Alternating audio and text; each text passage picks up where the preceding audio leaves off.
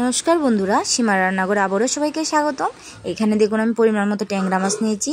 ট্যাংরা মাছগুলো আগে কেটে ভালো করে ধুয়ে নিয়েছি, তাতে নুন হলুদ দিয়ে দিয়েছি। দেন এখানে আমি মশলা বানিয়ে নেব। মরিচের গুঁড়ো নিয়েছি, কাঁচা লঙ্কা নিয়েছি, পেঁয়াজ কুচি নিয়েছি। আমি আজকে ট্যাংরা মাছের ঝাল বানিয়ে দেখাবো। ট্যাংরা মাছগুলো হালকা ভেজে নেব। এবার একই কড়াইতে আমি পেঁয়াজ কুচি দিয়ে দেবো। পেঁয়াজগুলো ভালো করে লাল হয়ে গেলে এবার যে মশলার ডোটা বানিয়েছিলাম সেটা দিয়ে দেবো।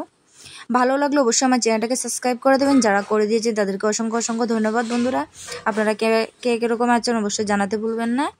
দেন আমার মশলাটা কষানো হয়ে গেছে, এবার আমি মাছগুলো দিয়ে দেবো। দিয়ে আবারও একটু নাড়াচাড়া করে পরিমাণ মতো জল দিয়ে দেবো।